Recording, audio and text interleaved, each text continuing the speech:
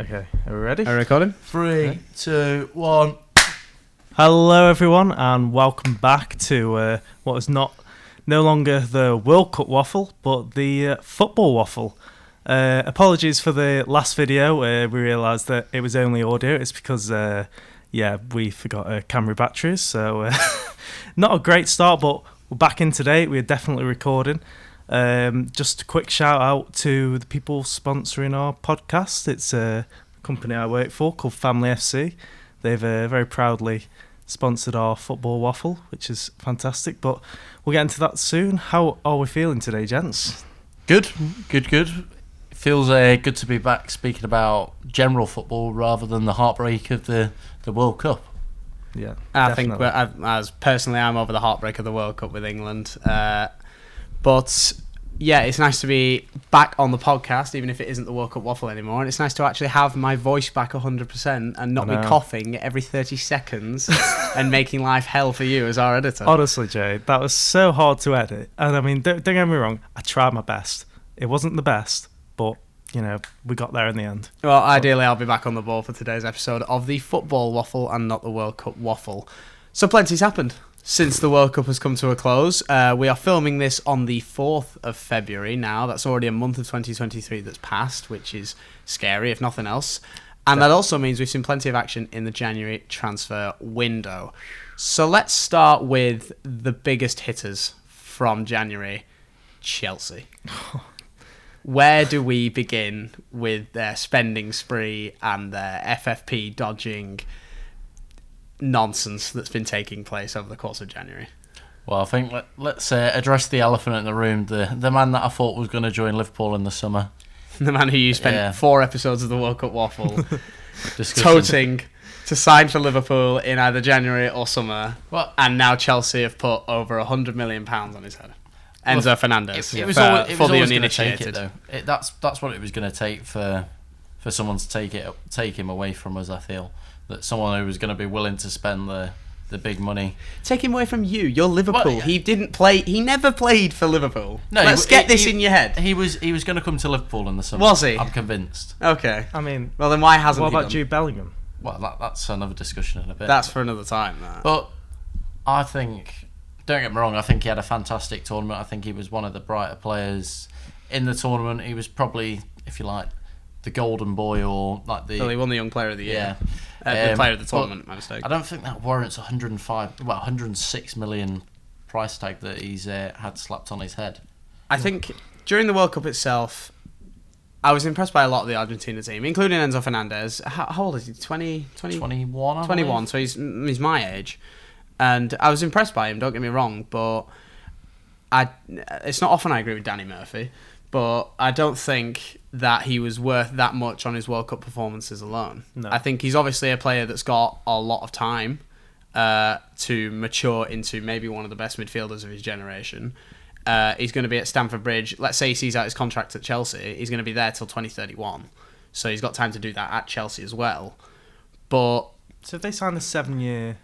Eight and a half. 8-year contract. 8.5. It takes him to the summer of. That's crazy. No, yeah. So it takes him to the summer of 2031, which I believe is against some form of UEFA's rules, but they've managed to get around it. I'm pretty sure. The weird thing is, I was listening to something on Talk Sport the other night, which I think they hit the nail on the head. If you get a player to commit to let's say an 8-year contract, it actually spreads the risk out, I suppose, in some ways, because it's almost. You're paying, in this instance, you're paying about 15 years for 15 million a year for a player like Enzo Fernandez. So if a Barcelona or a Real Madrid come in, then you've got less money tied up, I suppose, haven't you? What do you mean? How does that? I don't understand how that spreads the risk. That reduces the risk because sure. You're not paying. Imagine if they put 107 million pounds on Enzo Fernandez's head and signed him for 3 years. How much? That's burning money. Look at the Coutinho situation at Barcelona. Like they put a hell of a lot of money into over £100 million, more than Enzo Fernandez went to Chelsea for. That one was. He hardly played, and he didn't really play. He wasn't right for Barcelona standards. No. Yeah. You can't if you're going to tie a player down for that much money, as somebody who's got that many years ahead of them. you've got to give them a long contract. Yeah, definitely, because then at least you're paying for the years that they're actually at that team. Absolutely, yeah. Yeah, that's true. Nonsense from you. Well, not from me, from right. TalkSport. Well, there you go. That explains it all. But the other big player that they brought in, Mudryk. I have only seen him in one game thus far, and it was what score it was. Was it the 0-0? Yeah, it was the Liverpool game. It was the Liverpool game, and it was 0-0. And that game itself was, I mean, I think that's the last 3 Chelsea-Liverpool games now that have finished 0-0 because there were 2 cup finals last year. Have they played already this season once before January? I don't think they have, you know. No, it was the reorganised game, wasn't it? The game in hand that both had. Right, so that's the 3rd time in 3 games that Liverpool and Chelsea have played each other and drawn 0-0. And Mudryk he didn't start, if I remember right, but he was a bright spark. He came on. Yeah, he came on. Should have scored. He is quick as anything. Yeah. He is a whippet on that pitch. I think he registered. I saw a stat somewhere that I think he registered like the most miles per hour that's been measured so far this season in the Premier League. Like more than Haaland has managed at any point during his sprints in the Premier League. Like, and that's in his first game. He was very good on the ball. He's very direct. He was driving at the Liverpool defence. He was trying to make something happen. And I'd like it. I like the way. I think he looks like a good player. I'm optimistic about Mudryk, and I'd say personally, I'm not a Chelsea fan by any stretch, but I'm probably more optimistic for them about Mudryk than Fernandes. I think Chelsea. Although it kind of looks like they've really panicked over the transfer window, I think what they've done initially is, to be fair to them, they've brought in Graham Potter, who it hasn't worked for him, but they've actually supported him, which I guess is a good thing. Whether it breaks the financial fair play rules, Well, it doesn't, and that's something worth discussing in a minute, but go on, carry on. But I mean, I think at least they've given him a bit of support, even if he didn't really have much of a choice in the signings, whether he did or not. Whereas this club, not Family FC. Family FC. This club right here Yeah. have done the complete opposite. Well, yeah, we'll come to Tottenham, obviously your team. We'll come to those discussions in a minute. But yeah, you mentioned about Chelsea maybe breaking the FFP rules.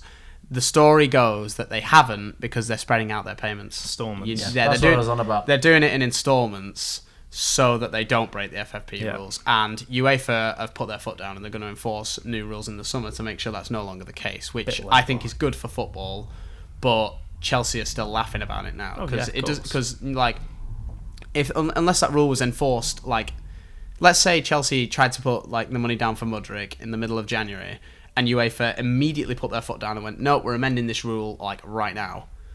Chelsea would have nothing to do, but like Chelsea can laugh about it because under the current rules that can't be changed until the summer, apparently, they've got their players, and it doesn't look like anybody else is going to be able to use their transfer strategy going forward because by the time the next transfer window rolls around, it's going to be outlawed. Exactly. Yeah. So, I mean, it's not cheating if you don't get caught. It's just being smart, I guess. But also, don't ruin football. No, and I think in a way, what they've done is they have done something that's high risk because they've made major investments and they don't know if the players are going to perform or not. It's always a risk when you're putting that much money down. But with... like, ultimately, Chelsea aren't hurting for money. They never have been. Not under Abramovich and certainly not under Todd Bowley. And that's another thing about Todd Bowley. You said about Graham Potter getting the backing. Chelsea have struggled this season. They're in 10th place at the moment in the Premier League at the time of recording. If Roman Abramovich was still the club owner at Chelsea and they were 10th in February, Graham Potter would not have his job. Graham Potter would have been huffed out the door in January, like maybe the first week of January, to allow a new manager to come in and make signings. Yeah. But the fact that Todd Bowley has doubled down on Graham Potter, giving him these resources, giving the club the resources to get these players in, to grab the headlines with the big money moves, it's very different. We're not used to it with Chelsea. Maybe Todd Bowley isn't as ruthless as Abramovich will be. And then we're saying this, and in a week's time, Graham Potter might have lost his job. But I think that, and I think Todd Bowley is still trying to understand the game. He's still trying to understand, and I understand that he's all new to it as an American. He's new to the world of soccer. The world of soccer, and I think he's just trying to get an understanding. He probably likes Graham Potter. He's probably seen what he's done. He probably thinks, give this guy the time. He could do something magic. But I think for him, it's almost like the stepping stones to building Chelsea. Do you think it's the players that Potter wants or Bowie wants? because there was the situation in the summer where Chelsea, Bowley. Told that Tuchel that he wanted to bring in Ronaldo as a statement player. So I just wonder if that's sort of a similar sort of case with someone like Enzo Fernandez or Mudryk. Don't get me wrong, world-class players, but... That's it, because I think they're very different situations there, because Thomas Tuchel is a very defensive-minded, like, he's a very sort of my team, my way kind of manager.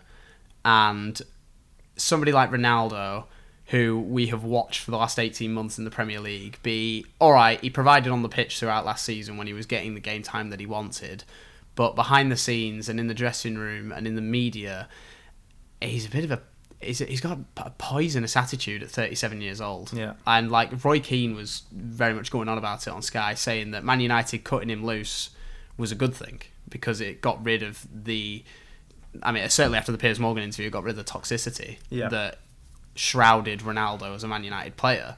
Had he gone to Chelsea and then Graham Potter had not found a place for him, would that have happened again? Like, would we still have got the Piers Morgan interview talking about Chelsea rather than Man United? I don't think you would have, to be fair. Well, it wouldn't have been Potter, it would have been Tuchel, because that fallout probably wouldn't have happened. But if Tuchel didn't want him, and Todd Bowley insisted, and then Tuchel relented and brought him in, I don't think he'd have given him the game time, because he didn't want him anyway. Definitely not. Exactly. Whereas you look at a player like Enzo Fernandez, if in the summer Fernandez was the hot property that he is, and Todd Bowley had turned to Thomas Tuchel, who was still manager at the time, and gone, look, I want this young lad in, Thomas Tuchel would have probably gone, yeah, all right, he's young, he's very talented, we've seen him perform, we'll get a lot of years out of him, I'm up for that. Whereas Todd Bowley turning around and going, hey, I want this 37-year-old to come in for a year, sell shirts, but siphon wages out of the club and not play as often as most others. Yeah. I'm not surprised Thomas Tuchel went, you're all right. Well, I think you've also got to look at the fact that Graham Potter, as a manager, especially at Brighton, has worked with a lot of young players. And at Brighton, he worked with a very young squad. He was very successful. So I guess that is another factor to bring in, really, to these two signings, because they're both young players, plenty of development time. And they've just got rid of Jorginho, who's an older player as well, which... He's somewhat of the old guard, yeah. He's obviously been let go to Arsenal. They've got money out of it as well, which is something that, 12 like... million. Yeah, like, it's not exactly, it's not exactly... Astonishing. Fortune-changing for Chelsea. Like, 12 million is the kind of money... That's one instalment. 12 million is the kind of... Yeah, exactly. That's paid off Enzo Fernandez for a year. Yeah. But... that's the kind of money that Todd Bowley finds in between his couch cushions. But it's money that they probably wouldn't have expected to get for an aging midfielder who's probably past the peak of his career. Let's be honest, the peak of his career left as well, hasn't he? So. Is that all he had left on his deal? Well, there you go. And if they're bringing in the likes of Fernandez and Mudryk to play in midfield, and they've still got the likes of like Kovacic and Mount and Gallagher. So Kante as well. Kante's still, he's obviously out injured, but like he's still somebody that when he comes in, he will get a chance because he's possibly one of the most reliable players in the last 10 years of the Premier League. There's a lot of he's one of the most dependable players in that time frame, so he'll get the chance when he comes back, even if he is 38 at this rate by the time he does come back. The bloke's been out for a long time. Well, there's a lot of debate about Kante going to Liverpool in the summer. No, there isn't. There is. No, there's not. There is. Honestly, search it up. There's not. I'm not hearing. Would you want Kante at Liverpool? I wouldn't say no, but it's sort of... Why? How long do you get out of him? Yeah. So, I mean, where would he fit in your midfield system? Say you still had Fabinho, still had Thiago. You couldn't replace Fabinho with aging Kante. Fabinho's got more years. They're two very, very different holding players, aren't they? Well, exactly. You'd have to replace play both. You'd have to replace him with another box-to-box midfielder like Henderson. But again, Henderson's younger. Well, that's why we've got Jude coming in. Such a hard work. Like same way you had Enzo Fernandez coming in as well. Well, I mean, I think stay hopeful. I think in terms of the transfer window, who would you guys say has done the best business? It has to be Chelsea, didn't it? It's difficult to not say Chelsea because of how high profile their business has been. But they've bought in a lot of players in each position. Like smart though. I'd say Arsenal. Not gone above. Well, Who have Arsenal brought in? Trossard. They brought in Jorginho. Trossard, of course. Trossard, Jorginho, and there was another lad that brought in a young lad, didn't they? Yeah. They're the big signings. Trossard and Jorginho are the headline grabbers. Yeah. But then you also think today it's just been announced that they've just tied Martinelli down for another 4 years. Smart business. That's brilliant business. Great brilliant player. business, Really Martinelli's had promising a upcoming talent. fantastic season so So far. I think, in terms of an Arsenal standpoint, I think if we rate their transfer window, I think you're looking at probably a B+. Another important one is what do you guys think of Nottingham Forest's transfer window? 30 Another signings one now. It's since plus the 30. summer. I think, is it 30? No, it's not on because Is of it not IU. on 30? Yeah. Oh, They- is IU confirmed now? Yeah. They've made a lot of business during January. I saw like they're like the Chelsea of the lower of the bottom half of the table. They're properly revamped. I mean, the I squad. think fair play to the owners at Forest, because I mean, again, you can tell that they really want to stay in the Premier League, and it's working. They 100%, started dreadfully. Let's be honest. They did not have a good start to the season. Forest. They were bottom for a long time. They were propping up the rest of the league. Now they're what, like 12th? Like they've climbed their way back up. They've got some important wins, haven't they? Yeah, thanks. Thanks for the reminder. They've got some important wins this season already. They've done well for themselves, and there's an old adage, isn't there, in football? When you get promoted, you don't stick with the team that got you promotion. Yeah. Because that team was good enough for that league. Is it good enough for the step up? Well, the weird thing is Exactly. as well that you've got to... Especially when you win the playoffs, which is money. I was going to say, but that doesn't come into effect until the following season. But then if worse comes to worse, then they're going to get the balloon payment for going back down anyway. So it's not as if they're going to lose any money. Their goal is not to go... They don't want to go back into the Championship. They want to stay of course. Absolutely. The aim has to be to... I think they will as well. To At stay this up. point. I said before the season started that Forest would be a team that stayed up. I backed them to stay up over Fulham and Bournemouth. And all right, Fulham have absolutely proved me wrong, but Bournemouth are currently in the drop zone. Yeah. Fulham are having the season that they were meant to have about 5 seasons ago when they first came back up to the Premier League. And Mitrovic, who tore it up in the Championship, was meant to be brilliant in the Premier League and then wasn't at all. But now he is. They found their place in the Premier League now, which is good. Although he's still a bit frisky on penalties. I suppose he is. Fulham always scored, are, aren't they? Scored one against us, didn't he? In typical fashion. I always remember that Lukeman penalty. That will never. Oh, he scoffed it. Didn't they have like 3 penalty takers in like 2 weeks? Yeah. And like Lookman did the Panenka and it failed miserably. Mitrovic, I think, did a double kick and sent it over the bar. And I don't even know who the other one was, but it also got missed. Like, they just had a bad couple of weeks, and then they went down that season. That was 2 seasons ago, and they went back down. We touched on some of the teams that have been smart and efficient in the transfer window. Sorry. Well, just before we do move on to that, because I think you're about to say, but let's have a look at the other ones, the teams that didn't do as well, weren't you? Well, I think you know who I'm going to bring up because as a Liverpool fan. Yeah, I thought you might have. I was waiting to talk about them as well. One thing I will say, out of all the Forest signings, which one do you think is... What, over the 2 windows or the over one? This window? Over this one, I need a list. I was going to say, I'm not... I'm losing track of who's been signed. So we've got John Joe Shalvey. I think. I totally forgot about that one. Smart signing. I think very, very smart signing. Is it? Yeah, he's an established midfielder. I guess, but is he going to do anything for Notts Forest? Well, I think he shores up that midfield a little bit and gives you a different... I don't know. Not when they're bringing in, like... Isn't that Danilo that they brought in? Is he not a midfielder? Well, what's it? That's Pereira. That's probably... not Danilo Pereira. That's probably been their problem. There's about 8 million Danilos in football. That's probably where their problem area has been in midfield.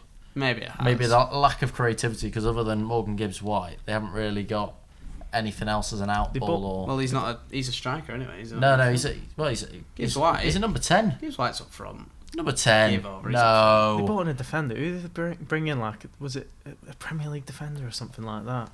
Here we go. Here comes. I was going to say, you can go ahead and get. While you're looking at that, then I do just want to take a quick mention to Man United as well. They've not. I don't think they've actually signed anybody for money, have they, in this transfer window? They've brought in 2. That was a loanee. Was it a loan? They've loaned in 2 players. I'm pretty sure that's all. 3? Jack Butland.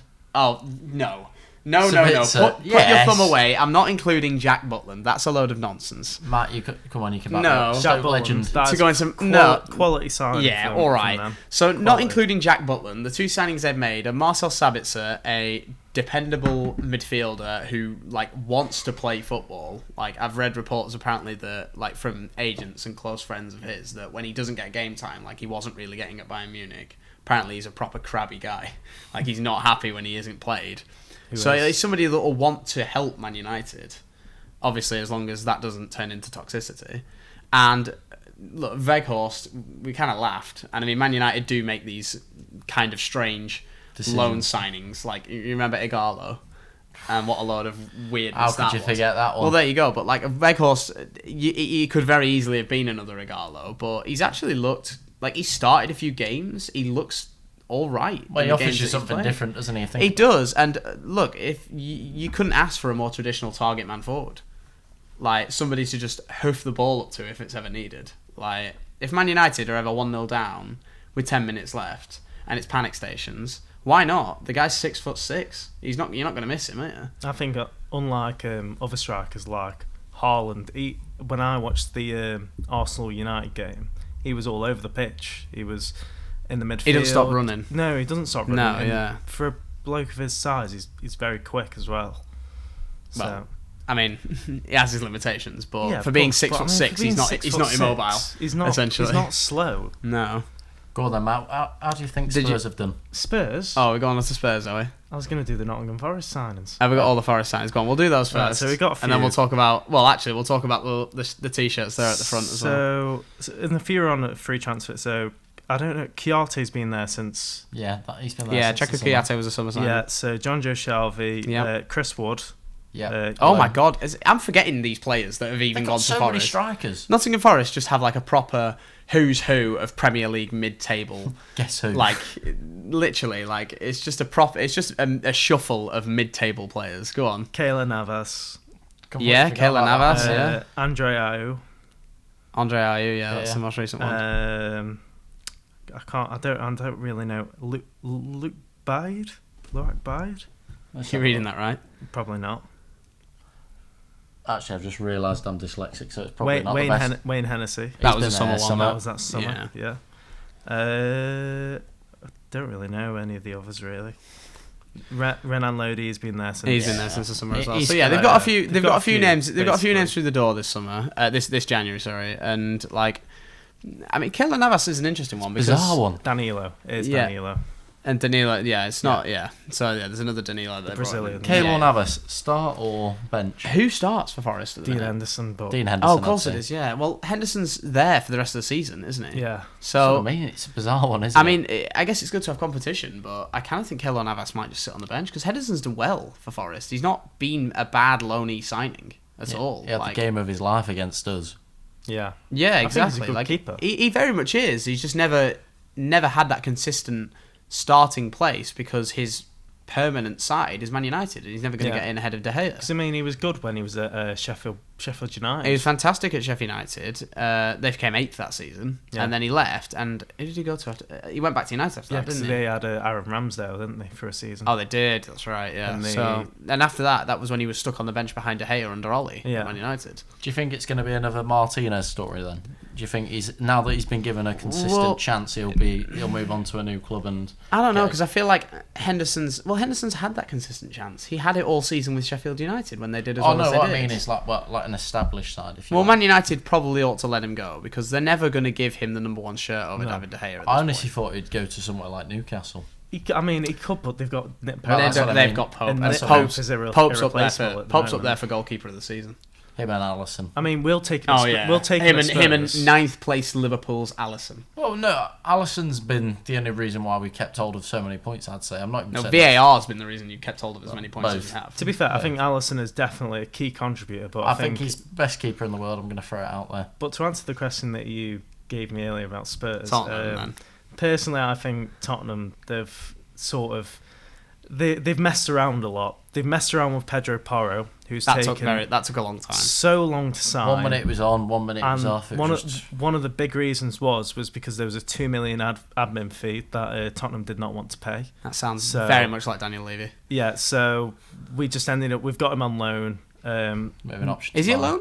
He's on Yeah. loan. I thought he was with permanent. No, option to buy Fair at the end of the option season. to buy at the end of the season. Is that what it is? Right. I Okay. think. Is there an obligation to that, or is there like a if he I I meets? think there might be an million obligation. euros? Yeah, No, I mean if he meets a certain requirement. I mean, I think or- so. Yeah, I'm Right. not quite sure about the deal, but I was so happy when I signed him. I didn't even read into it. Fair enough. But obviously, Bad time. literally, Yeah, exactly. We, Just- we signed Danjuma, which was an unneeded signing. I get we let Brian Hill go, which was a bit of a weird one. One for in, me. one out sort of thing. Yeah, but it's just sort of like Mora's injured, Kulusevski's injury prone. Kane can get in. Kane is injury prone as well. He's susceptible to it. So I guess depth is good. Strength and depth is good. He's good backup, but I think we really missed the key areas that we need, which was a goalkeeper and a centre half. Yeah. No offence to Lloris, he's a great club captain and he's an absolute servant. He's been a proper servant. Do you go Pickford or Henderson in the summer then? Ooh, Henderson might be a good shout for Tottenham. That's what I was about to say. But then Pickford, I don't think if Everton go down, which we'll come to it. We will come to Everton in a second because there's a lot to unpack there. I think it's really difficult. That is. They're both very different.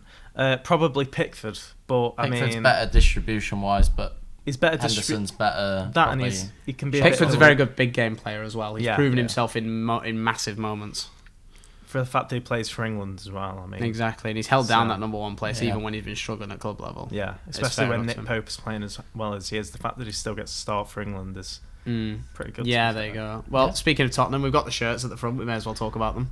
Yeah, so this is my Tottenham shirt, which is being wrecked through the washing machine.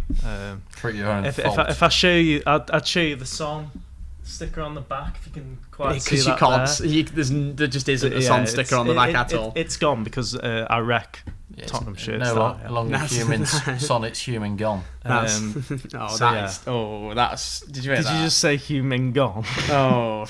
Goodness me, that is bad. Moving swiftly on, the other shirt there as well is a team that probably we'll be talking about next season when we talk about the Premier League. Yeah, sure.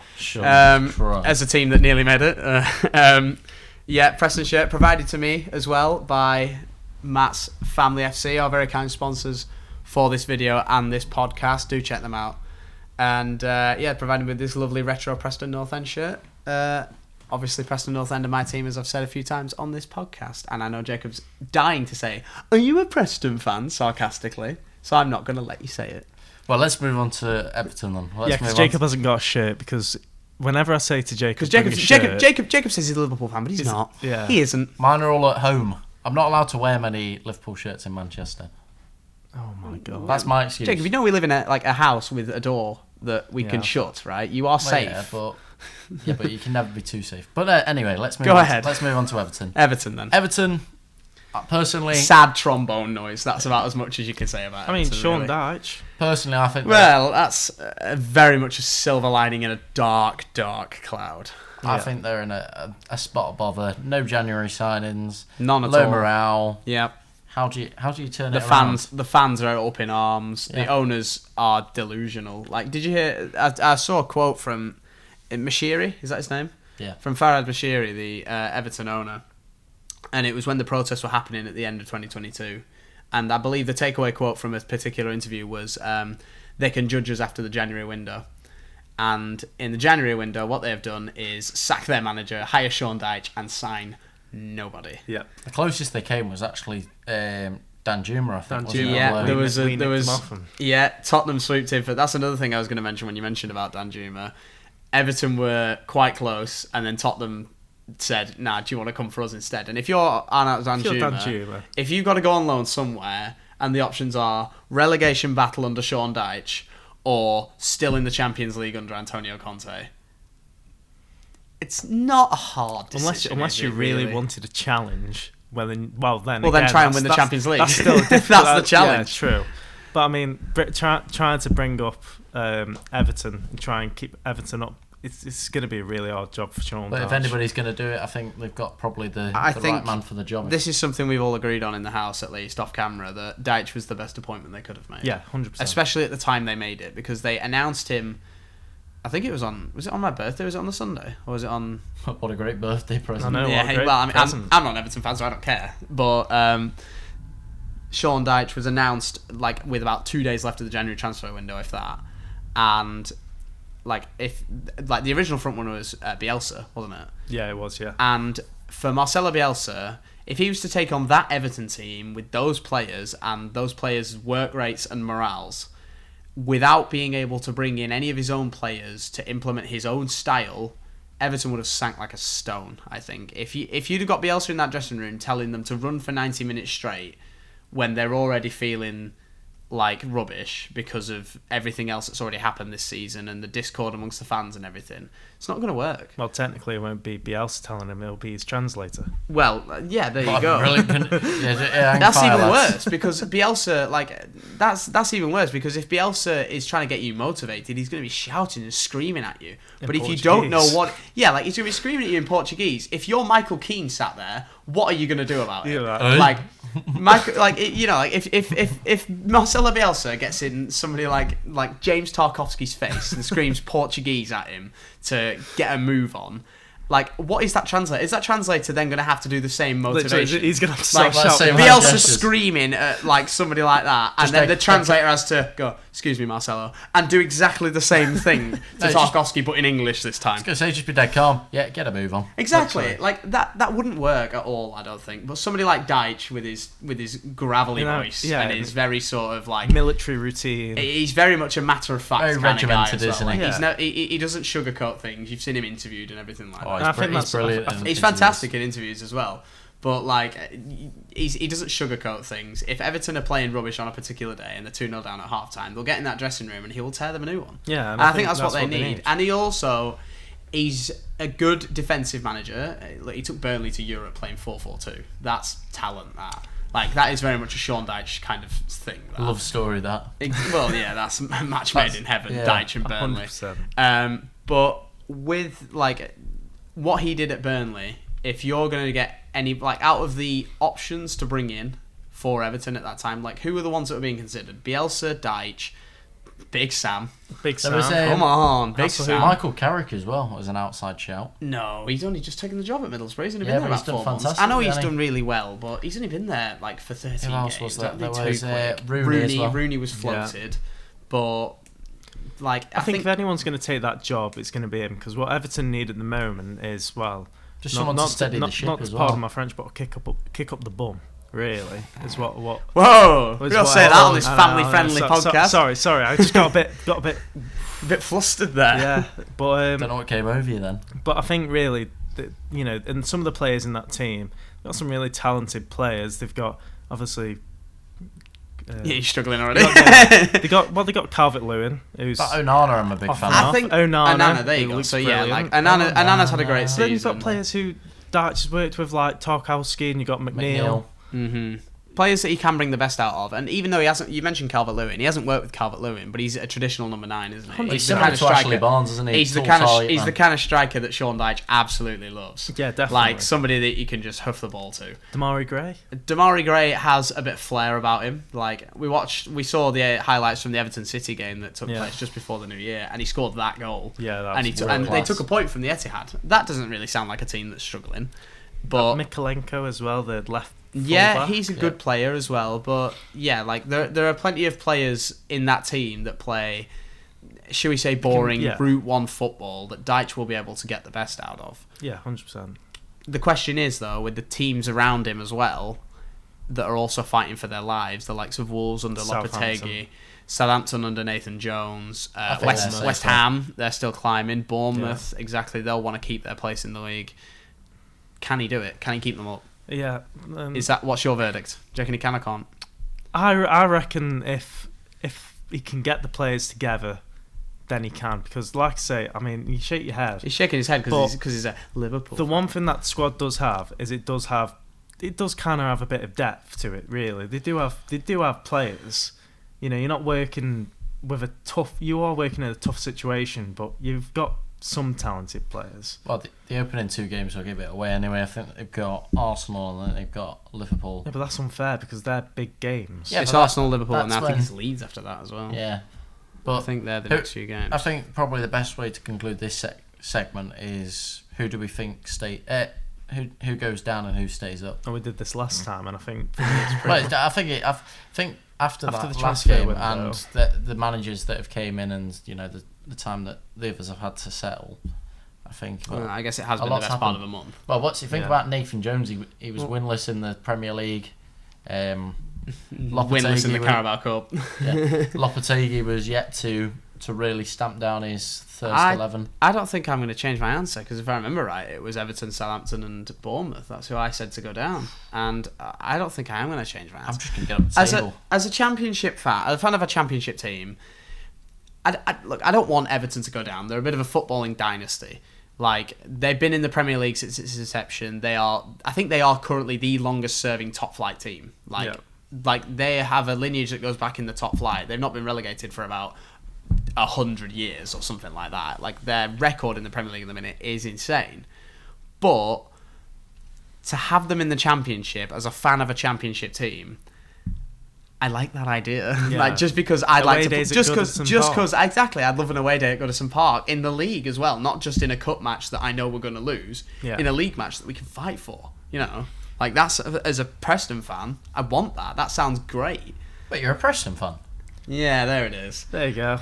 Delayed the inevitable, did I, before? Well, I think I'm in the same thought of you. I had the same 3 teams going down, because I can't see West Ham going down. That won't happen. But they've just got too much quality, and I think Danny Ings will add a new dimension to their attack. And I can't really see Notts Forest have done better. They were in the suggestions. They're only 6 points but ahead of safety. I think the signings they've made, I don't think they can go down. I don't think they will. They can't afford to. They definitely can't afford to. So I do think it's the same 3 for me. Yeah, well, they still get their payment from winning the playoffs, and they get their parachute payment for going down. I think they can afford to. It will just suck if they've done all this work, all this investment, and they do end up going down. That's a bad one, but it's not the ultimate setback, really. I don't think Wolves are even in the conversation now. I think Wolves have done better. I think they've got a very, very good midfield and a very, very underrated midfield. But it's about whether they perform, though, because they've had that midfield for years. Apart from Matthias Nunes, who's only come in this season, and that João Gomez. Is it João Gomez that's just signed? You're telling me? I think so. So yeah, I'm pretty sure, almost certain it is.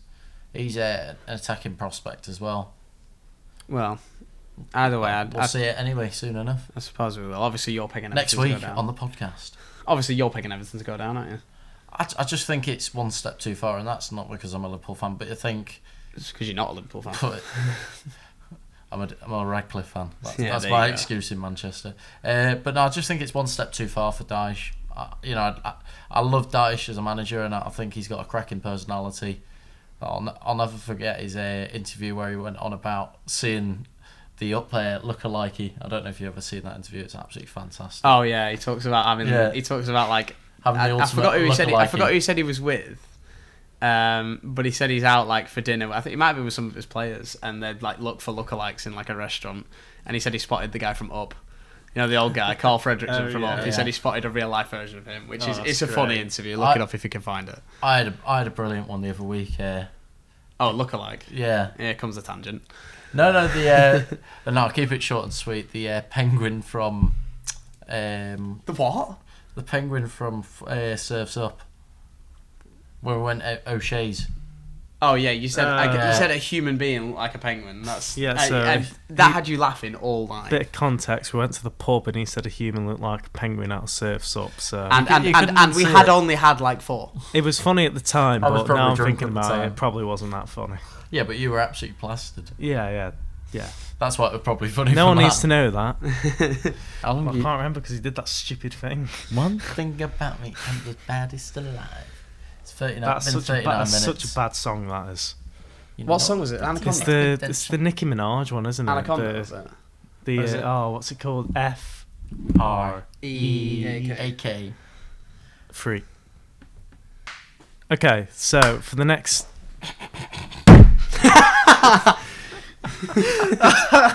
I'm surprised you didn't hit Jacob not on the table there.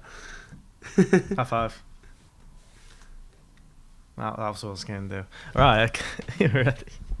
Alright, so for this next segment of the Football Waffle, Jacob has got us a quiz. So, on the topic of transfers from before, let's test your knowledge of the summer that's just unfolded. January. We got there in the end. So we'll start off with. Do you want to also like hide your phones because I can just see it. So okay. I'll just. So the first question is, to the nearest million, how much did Arsenal pay for Brighton's Trossard?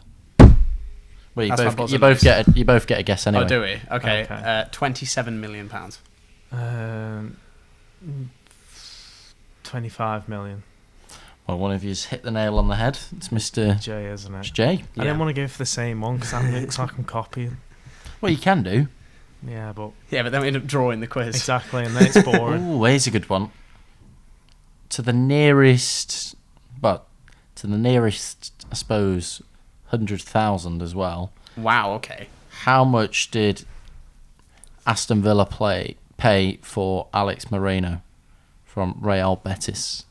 To the nearest Nearest 100,000. But Really? So it's not a round number then, obviously. yeah, it's not it's a million. It's not a something round million, but it's Is it? No way. million point something. Yeah. Okay. Right. Um, Goodness me. Alex Moreno. I don't even remember that being announced. No, so I it's obviously don't. not like a £20 million pounder. I'd I'm gonna say something like. I'm gonna say 6.5 million. I'm gonna say 10.5 million. Matt takes it. How much was it? 13.3. Ooh. Maybe I was a little bit low. I was gonna say it's not. Go on It's then. not a bad So the next player, question is but- going to be about Brighton, isn't it, or Bournemouth? Well, I'm just going through them as we look. Go on then. As we Luke. As we look. How much did Danny Ings join West Ham for? Oh, I remember this one being announced. It was. It's not as much as you think, is it? Or is it? Well, I don't know how much you think it is. I'm going to say 20 million. I'm gonna say 17.5 million. Matt takes it. How much was it? 15. Was it that little? I didn't think it was that Well, he's much. 30. He's 31, isn't he? I guess, but like, I don't know. I've seen players go for like Chris Wood went for 25 when he went to Newcastle anyway. True. Is he on loan at Notts Forest? Yes, I think so. Yeah. Oh, what a signing that is for QPR. For QPR, what are you QPR? looking at here? Which famous celebrity's son joined? Romeo Beckham. Yeah, Brentford was the question. Oh, wasn't okay, it? okay, Yeah, okay, fair enough. okay, Matt, fair enough. Didn't even get to finish. Show off. Yeah, gonna say. So small. How many? I'll give it to the person that guesses the nearest amount. How many players left Brighton, whether it be on a loan deal or a permanent basis, in January? In January. Okay.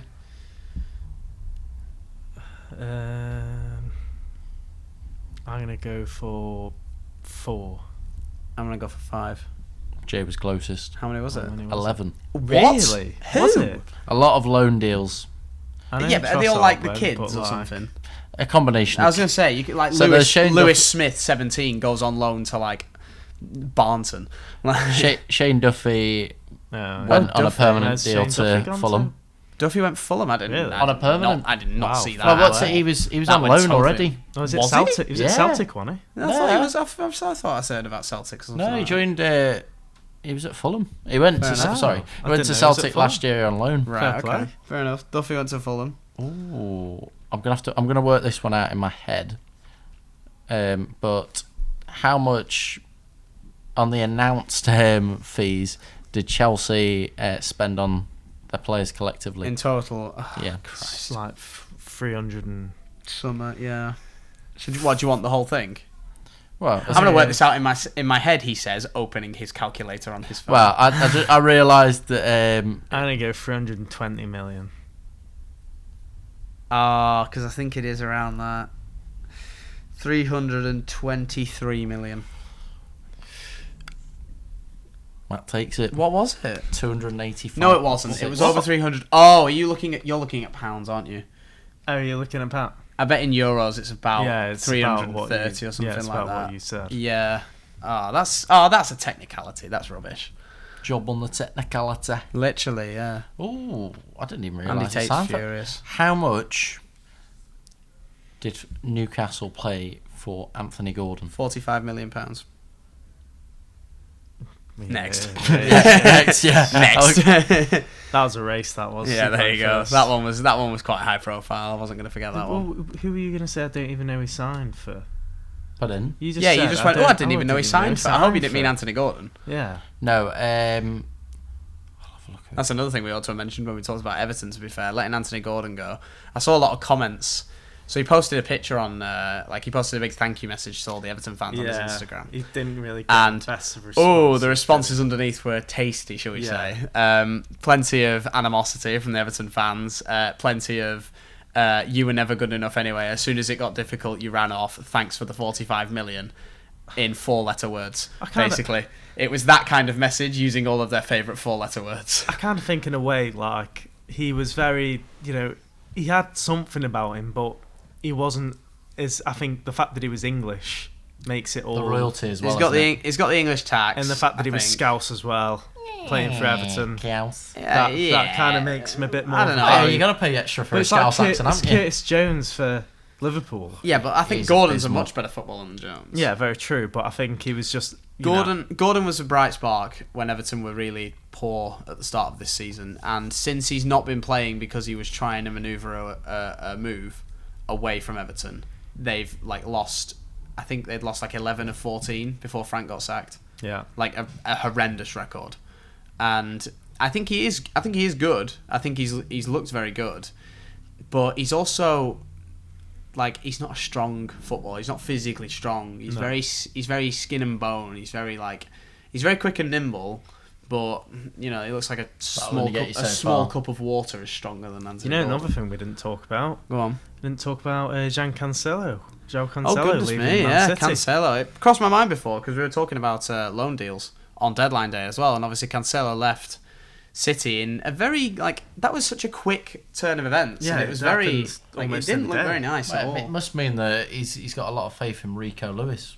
Well, I think that is, yeah. I think that, and I think obviously we saw João Cancelo said that he didn't fall out with Pep, but I feel like there's got to be something there other than the game time. How do you go from playing every week and arguably being the most informed fullback in the world? League? Forget in the league, he was amazing. For the last 2 seasons of Premier League football, he's been the best fullback in the league and up there in the world, if not the best. Next minute he drops off the face of the earth, and he hasn't dropped off the face. No, of the earth. I don't mean it in the instance of performance, but what I mean is in the case of that, he's not in the case featuring. when he was at Man City. Well, look, Rico Lewis has sort of come into the fold as a player that got a game in a match that didn't matter. He made his debut for City in the Champions League. Did he get sent off? No, Sergio No. Gomez, wasn't it, that got sent off? But Rico Lewis came on, made his debut in the Champions League. I think he scored on his debut in the Champions League as well from left back. And he sort of just hit form as soon as he started, really. And he's played well. Exactly. If a kid is, if a promising young kid, what is he, 18? 18. If an 18-year-old kid comes into your team and he's got that form and he fits in right away, you don't want to bench him and kill that momentum that he's got at all. You remember when Rashford had it? United had that. They had no strikers up front at all for a Europa League game. It was FC Midtjylland or whatever they're called from Denmark. They played against them in the Europa League and they had no strikers up front. So number 39, 18-year-old Marcus Rashford got thrown in the deep end, scored twice, made a name for himself. Started against Arsenal, scored again. I'm going to say at the weekend. He's another player we haven't touched on actually. The guy, how brilliant he's been. He's had a fantastic season this season. He's had a career revival almost. But with Rashford, it's one of those situations with Rico Lewis. He's come in, he's made an impression, so why drop him? Yeah. Well, why drop him because you're Man City and you have the availability to because you've got João Cancelo sat there. But if you are Cancelo and you've been the best player, one of the best players in that City team, hard done by, can't you? That have won the last 2 Premier League titles, and if you've been a key part of that, and then this 18-year-old kid is suddenly upstaging you, you're not going to be best pleased. And I think as Cancelo, you're going to want to prove a bit of a point. So I think going on loan, if he can prove his point in Bayern Munich, he's going to be saying, "Look, Pep, I can start." Yeah, well, I read this is what you've missed. I read that he made his debut in Bayern's most recent game, and I think they blitzed whoever they were playing. I can't remember who it was they were playing, but he made his debut and he was a star performer. I don't know if he got man of the match, but he was really he shone in his debut match. He's proven that he's not lost it. It's just that Pep's favouring Rico Lewis at the moment, which isn't totally unfair because Lewis has done. Lewis looks great. Lewis looks like a real star of the future so far. But yeah, exactly the Cancelo thing, and it's just weird, the animosity that Well, there's not really been. It's not Anthony Gordon levels of animosity, but the City fans haven't been best pleased with it, and apparently he's been blocking a few City fan channels on Twitter as well, which I've seen. And I think a lot of City fans at the moment, it's almost like they've lost Cancelo, and they haven't really been too busy in the transfer market. It's like, oh, where's our depth? And I think City have got plenty. I think City have got plenty of depth. We don't have any. Defensively, maybe not so much, but I mean. Well, no, they still do, because as much as Akanji and Ake have been getting game time this season, they still have Stones, and they still have Laporte, and they still have Ruben Diaz. Yeah. They're not struggling, and even in the fullback positions without Cancelo, Rico Lewis has come through. They still have Kyle Walker. They still have Sergio Gomez. They still have these good players that can do the job. Like, there's nothing for them to worry about. Losing somebody like Cancelo does not mean they've lost half of their B team. No. But... Have you got another quiz question for us, Jacob? Because we went on a little bit of a tangent there. Filling up the time nicely. There you go. How much did Wolves sign former Radcliffe player Craig Dawson for? Had to get the plug in somewhere. You have to say that. I didn't even. Wolves have signed Craig Dawson from West Ham. Yeah. To do what? Coach? He'll play. He's a solid defender. He's about 46. Probably, you know what? He's only 32, I think. Wow. Have they signed him on a free? No.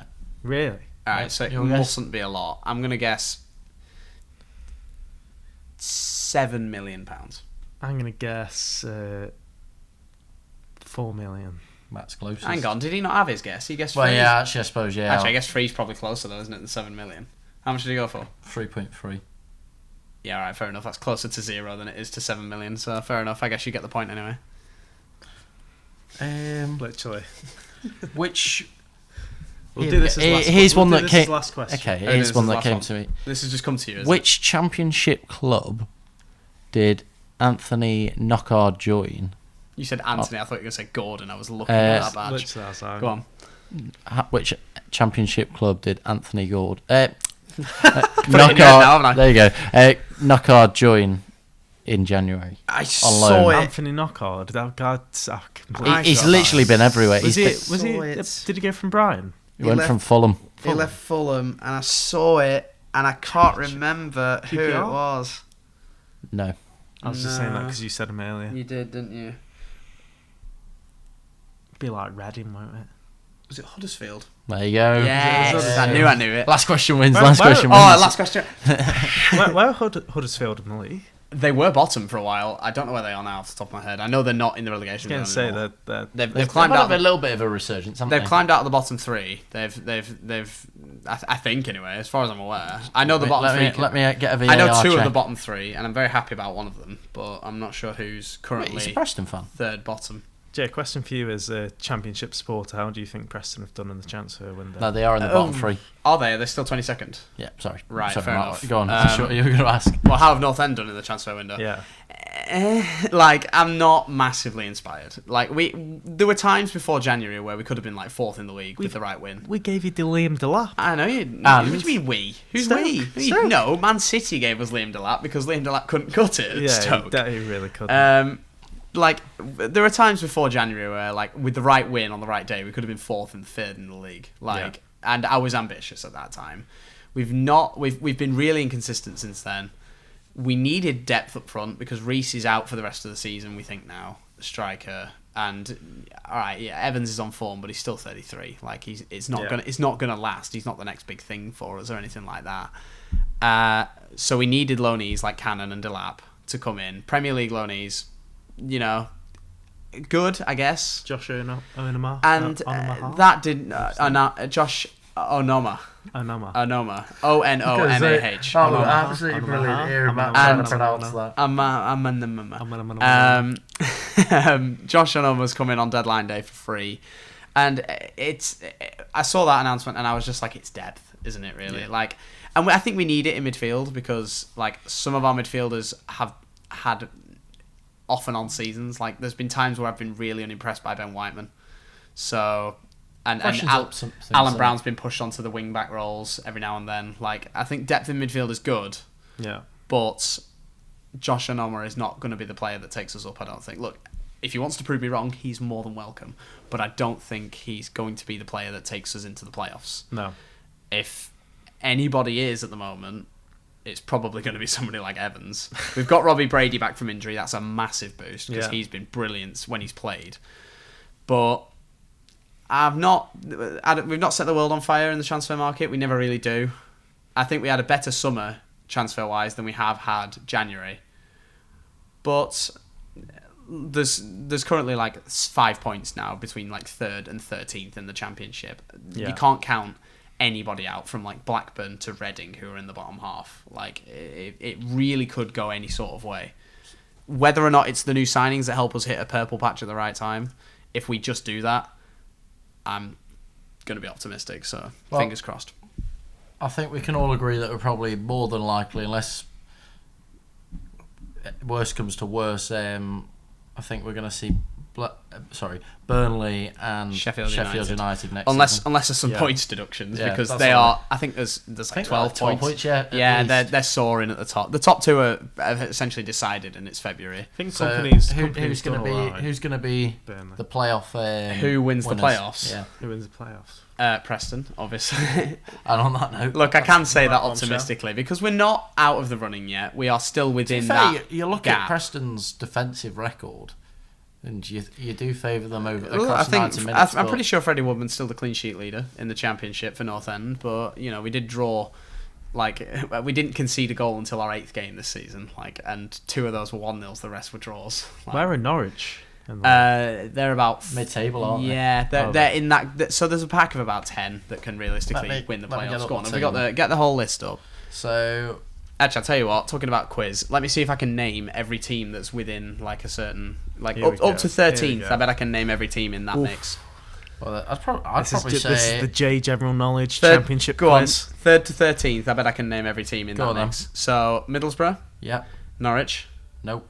They're not in that mix, are they not? Oh, I thought you were doing it in. I'm not doing it in. No, I'm not doing it in. I've not looked at the championship table for a while, so I'm not doing it in. So Middlesbrough and Norwich are in there. North End. Barely. Hilarious. Reading. Are they 13th or above? Are they below 13th? Right, QPR? No. Oh, Christ, I'm not doing very well. No. Luton. Hey! Millwall. Hey! Who else is in the... Blackburn. Yep. That's 6. Christ, this is harder than I thought it would be. I didn't actually think they were that high. No. I thought they were towards the bottom. Birmingham. No.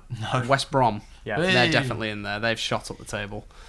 And honestly, I might have to tap out here. Go on, fill it out. Who else is in that mix? Watford, yeah. No. I forgot they were even in the Championship. They're either in the Premier or the Championship. I forget which this league exact they're in order. Middlesbrough, Luton, Yep. Watford, Yep. Blackburn, Yep. Norwich, Millwall, Sunderland, Oh, Sunderland. West Brom, Preston, Swansea and Coventry. I would never thought about Swansea and Cov. They've obviously jumped up a little bit recently. The mighty Sunderland. To get by. I totally forgot. Is it still? Is it? It's not Alex Neil. Is it Alex Neil Sunderland? It is, isn't it? Yeah, he left Stoke for Sunderland, right? What a traitor. yeah. You know something that's... But any of those teams that you've just listed there, go on. You know Sunderland something. boss isn't Alex... Isn't it? No, it's Tony something, isn't it? Yeah. Tony Mowbray. Oh, it is. Tony Mowbray. Oh, he left Sunderland for Stoke, did Alex Neil. Yeah. That's the way The around. other way around. Go on, you were saying. You know so he's not a traitor, he's the opposite. You know what else is happening at Sunderland? Go on. Beyonce concert at the Stadium of Light. You're joking. I'm not joking. That's okay. Right, Well, news to me. We're going near enough Sunderland soon, aren't we? Tottenham Hotspur Stadium. Right. Well, it's going from And one then, extreme to another literally, extreme, they've got Tottenham Hotspur Stadium And the Stadium of and the Light. Stadium of Light. It's like, Wow. look at what you could have won, and this is what you've ended up with at Christmas. I think our agents want firing for that one. That's fantastic. That. You know how much the tickets are? Have you been looking at this? Yeah, because I'm a Tottenham Hotspur member, so I got an email. He's getting all okay. romantic now. He's The engaged, cheapest isn't he? tickets, right? Go on. How much do you Oh, think? we're guessing, are we? How much do you think the cheapest tickets are? They're going to be stupid for Have a the guess at home. £60, isn't it? Yeah. No, Higher. Is it more? higher. Is it 3 digits? Yeah, It's over 100 quid. yeah. To see Beyonce, I'll sing it in the shower for free. Please Go on, don't. keep going. About 130. More. Does it clear 200? Yeah. Oh my lord. This is for I'm guessing For these Beyonce? these are going to be. I mean, I'm not This hearing is- you. this- this is just No, for I'm the not Tottenham- hearing you go for Beyonce because This she is is the Tottenham Hotspur she's Stadium, ultimately a musical icon. But No, to be no, sat I'm up in the gods watching this concert for over £200 is a little bit Keep stupid. going. Keep guessing. 340 quid. £10 more. 350. 350 quid is the cheapest ticket. I tell you what, I'd love to be on commission on them. To sit in the gods at the Tottenham Hotspur Stadium and watch a concert. All right, I know Beyonce is a legend of the music industry, but it's a concert. I got Golden Circle tickets in Manchester for Red Hot Chili Peppers, as in standing at the front, outside, just on the edge of the mosh pit, for 120 quid. Yeah. For nearly 3 times less than sitting at the top of the Tottenham Hotspur Stadium watching Beyonce, let's be honest, on a screen, because you probably can't see herself on the stage. Probably not.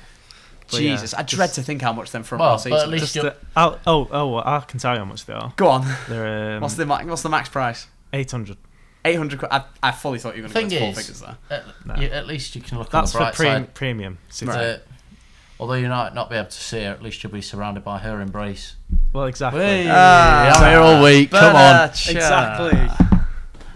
Off topic, but yeah. Let's get back tangent over. So you said picks for the playoff winners.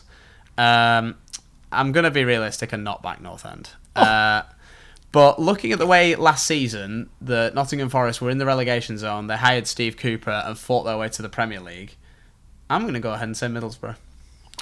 I think Middlesbrough are a great shout. Carrick's done a fantastic job. I think Carrick's really done this season what Steve Cooper did last season for Forest, and now they are 12th in the Premier League.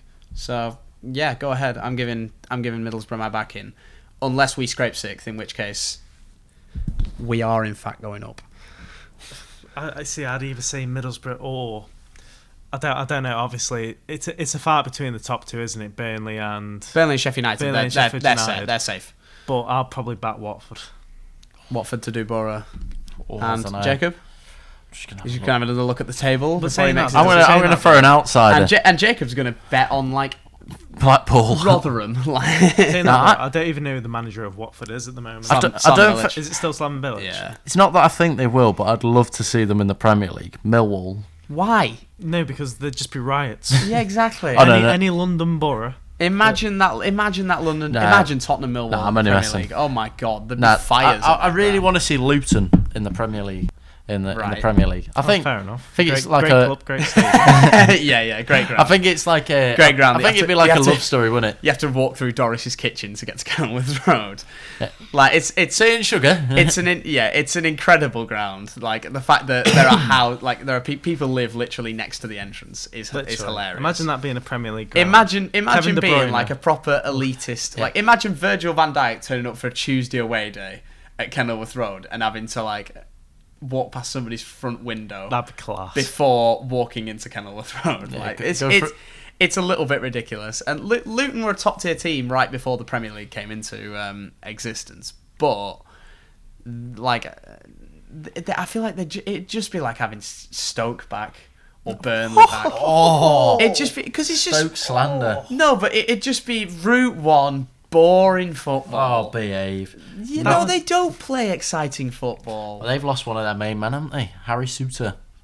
Stoke, yeah. I mean, but to be fair, they got Axel Tuanzebe going the other way. Hey, to be fair though, what an interesting stat. Leicester signing the first ever Brazilian player.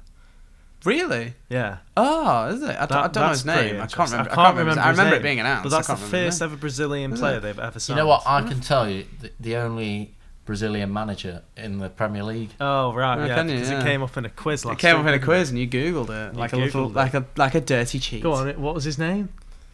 I can't remember his first name. And that's all we've got. Can't remember his first name, but I know it's Scolari.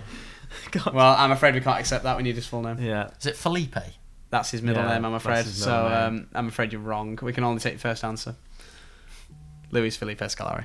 There we go. Anyway, that's going to be my second guess. So that's predictions for going up then. So your rogue shout Millwall.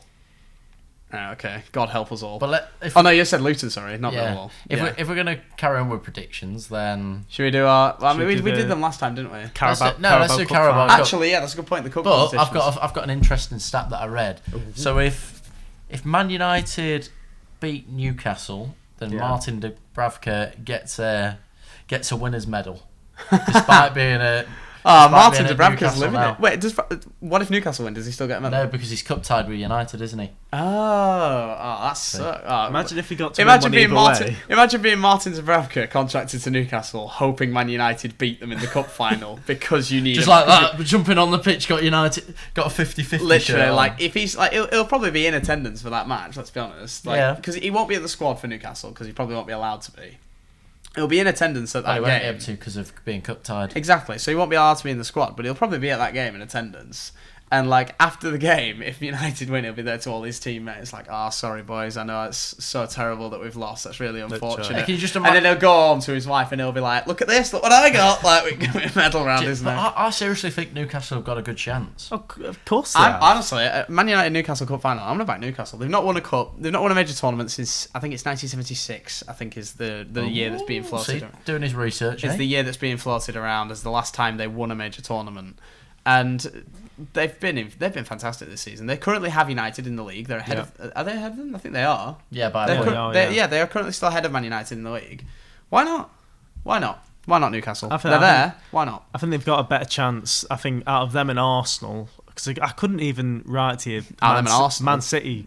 I'd say like Arsenal and Newcastle are the only really teams that could beat United at the moment. Oh right, okay. I think City will give them a game, but again, I couldn't really call that City one. didn't in the most recent one, did they? No. Well, they did give them a game, but they didn't win, as in For 70 minutes. But as in, I think out of the two teams to go for, I think Newcastle definitely, they've got nothing to lose. Why not Yeah. just go for it? Put Yeah. everything into it. Absolutely. I'm gonna back Newcastle for the Carabao Cup. Yeah, We're all in I agreement for that think one. we Yeah, agree. definitely. All agree with that. I like that. I like that everybody supports the underdog. That's just because we've got saying. no Man United fans sat at this table. And break obviously. the Like, breaker's exactly. heart. if it was a Newcastle Liverpool final or a Newcastle Tottenham final, I think we know that you guys would be betting against them.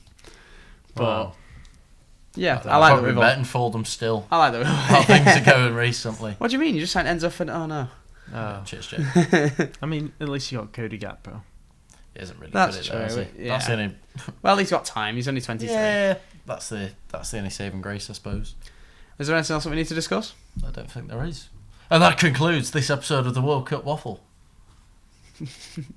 Ciao, ciao, real smooth. So let's do that again. So is there anything else we need to discuss today? or- Moving on to better Okay. things. What? Oh.